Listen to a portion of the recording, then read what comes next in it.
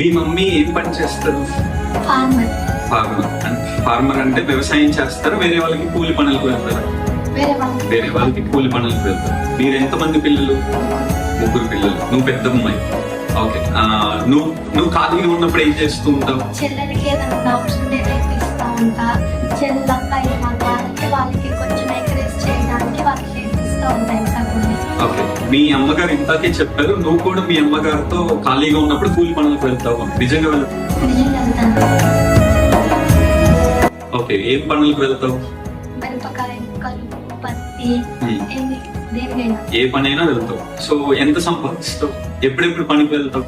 Second Saturday Dasara సెలవులలో వచ్చినప్పుడు చెల్లెలిద్దరూ ఊరు విలేజ్ వెళ్తారు. అప్పుడు ఇంకా మమ్మీ ఒకటే పొలం వెళ్తా ఉంటది కదా, ఇంకా అప్పుడు నేను కూడా వస్తామా అని మమ్మీ ఏమో పడుతుంది ఎక్కడ వండలేమనిది. అయినా నేను వస్తాము, ఒకదానికి సంపాదిస్తుంటే మాకు బాగా ఉందని వెళ్తాము.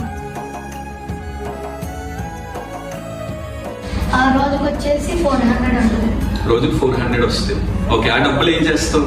ఆ డబ్బులు మమ్మీ మేస్త్రి ఉంటారు, వాళ్ళు మమ్మీకి ఇస్తారు. ఇలా వచ్చిందంటే మమ్మీ మాకు ఇచ్చింది. మా వద్దు మాకు ఏమైనా డ్రెస్సెస్ కొంటావు కదా, అవి నీ దగ్గర ఉంచుకొని మంచి శారీ కొనుక్కో అంటాము. ఓకే. మీ అమ్మగారికి నువ్వు గిఫ్ట్ ఇస్తావు. ఓకే. ఎప్పుడైనా మీ అమ్మగారికి నువ్వే ఓన్గా కొనిచ్చావా? ఏమైనా కొనిచ్చావా? శారీ కానీ అలాగే? ఫస్ట్ టైం ఒక చాక్లెట్ కొనిచ్చా.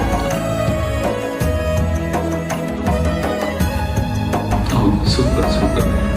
నువ్వు ఇందాక చెప్పావు కదా మీ అమ్మగారికి బర్త్డే గిఫ్ట్ ఇద్దాం అనుకున్నావు, ఆ టైంలో డబ్బులు మీ ఫాదర్ తీసుకొని వెళ్ళారు అని. ఏం జరిగింది ఆ టైంలో? నేను ఆ రోజు స్కూల్కి వెళ్ళాము. స్కూల్కి వెళ్ళి అది ముందు అనేది బయట పెట్టేద్దాం, ఎప్పుడు మమ్మీ లోపల పెట్టాను. అంటే ఆ డబ్బులు ఎలా సంపాదించావు, ఎలా దాచిపెట్టావు? అవి మమ్మీ రోజు మాకు 5 రూపీస్ ఇచ్చింది కొనుక్కోమని. అవి నాకు కొనుక్కోబుద్ది కాకపోతే నేను బ్యాగ్ లో దాచిపెట్టుకొని ఇంటికి దాంట్లో వేస్తాం ముగ్గురు. అప్పుడు ఇంక దాంట్లో వేసి అలా డబ్బులు దాచిపెట్టాము. అటు ఇటుగా కొంచెం 5000కి దగ్గరలో ఉన్నాము. అప్పుడు డాడీ ఏం చేశాడంటే మేము బయట పెట్టాం, మేము చూసుకోలేదు.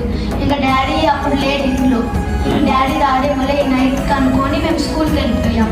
స్కూల్కి వెళ్ళేసి ఈవినింగ్ వచ్చేటప్పటికి మమ్మీని ఎల్లుండి బర్త్డే ఇంక ఇద్దాం అనుకొని ముందు ఓపెన్ చేయాలి. ఇట్లా ఖర్చు వస్తుంటే బొరుగా లేదు, తేలిగ్గా ఉంది. ఓపెన్ చేస్తే దాంట్లో ఓన్లీ 5 రూపీస్ ఉంది. అప్పుడు చాలా ఏడుపు వచ్చింది.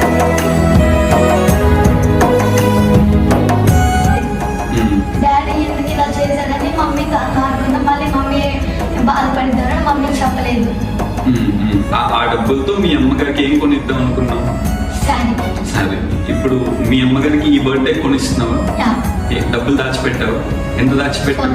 400. ఏం కొనిద్దాం అనుకుంటున్నావు? మమ్మీకి ఇష్టమైన శారీ అన్నా లేకపోతే ఏదన్నా సంథింగ్.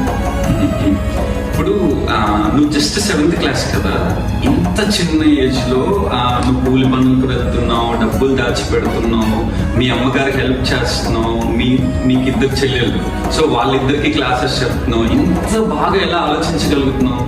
మాకు చిన్నక్క శ్రీజక్కనే అక్కయ్య వాళ్ళు అంటారు, అక్కయ్యలు నన్ను ఇంకా ఎంకరేజ్ చేస్తారు. మమ్మీ ఒకటే కష్టపడుతుంది, బాగా చదువుకోవాలి, ఇంకా నువ్వే మీ మమ్మీ ఫ్రీగా కూర్చోబెట్టాలి. వాళ్ళ మాటలు చెప్తుంటే ఇంకా నాకు అలా అనిపించింది. నిజమే కదా, నేను ఇలా ఉంటే మమ్మీ ఫ్రీలా చేయొచ్చు కదా అని అనిపించింది నాకు.